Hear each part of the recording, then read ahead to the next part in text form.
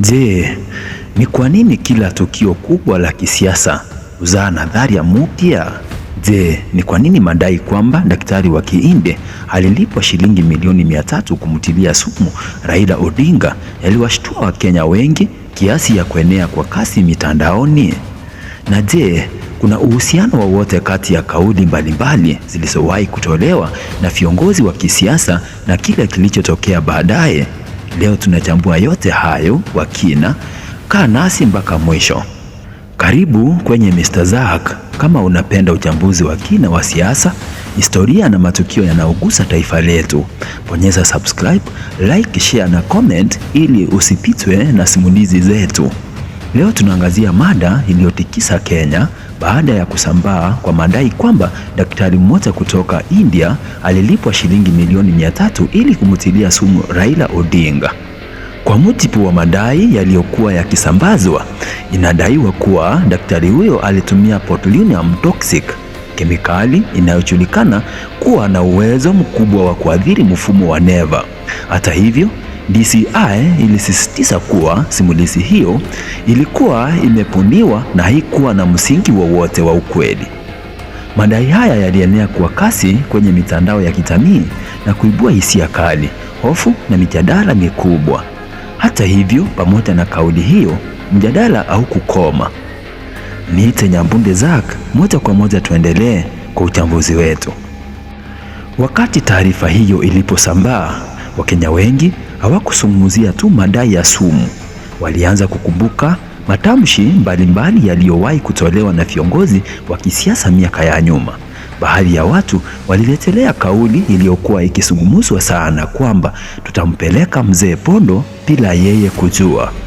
Baadaye wengine walikumbuka kauli nyingine iliyotafsiriwa na baadhi ya wanasiasa kama si tulimpeleka mzee aliyekuwa akiongoza maandamano nyumbani.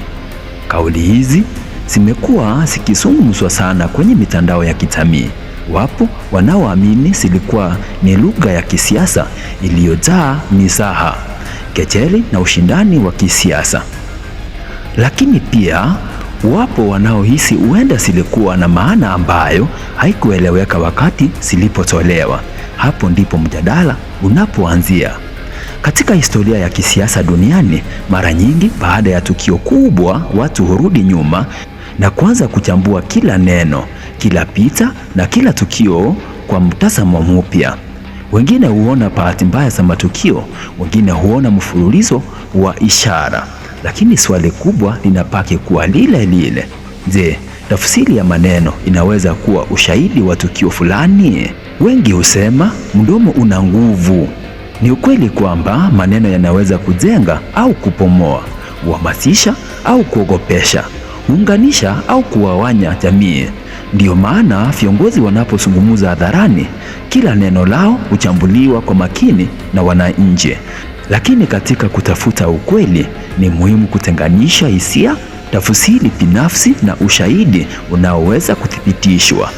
Ndiyo maana DCI ilipojitokeza na kukataa madai ya daktari wa Kihindi kulipwa shilingi milioni 300, ilisisitiza kwamba simulizi hiyo haikuwa ya ushahidi wa kuthibitisha madai hayo. Pamoja na hayo, jambo moja haliwezi kupingwa. Kifo cha Raila kilishtua taifa. Kwa wengi ilikuwa ni tukio iliyoacha maswali mengi kuliko majibu. Na pale ambapo maswali yanakuwa mengi, mara nyingi uvumi na nadharia mbalimbali huanza kujitokeza. Huo ndio ukweli wa jamii nyingi duniani. Pengine somo kubwa zaidi si kuhusu uvumi mwenyewe, ni kuhusu namna tunavyopokea taarifa. Je, tunaamini kila kinachosambaa mitandaoni? Je, tunatoa nafsi kwa ushahidi kabla ya kufikia hitimisho? Na je, viongozi wanapaswa kuwa waangalifu zaidi na maneno wanayotumia mbele ya umma, wakijua kwamba yanaweza kukumbwa na kutafsiriwa miaka mingi baadaye? Hayo ni maswali ambayo kila Mkenya anaweza kuyatafakari. Na sasa ni zamu yako. Unadhani kauli za viongozi ni sehemu ya siasa za kawaida, au zinaweza kupepa ujumbe ambao jamii huja kutafsiri tofauti baadaye? Andika maoni yako hapo chini. Usisahau kulike, kusubscribe na kushare video hii ili tuendelee kujadili masuala yanayogusa taifa letu kwa kina, kwa hoja na kwa heshima. Mimi ni Nyambunde Zak na hii ni Mr. Zak. Tutaonana kwenye uchambuzi mwingine mwenye maswali makubwa, hoja nzito na simulizi zinazotufanya tufikiri zaidi. Asante.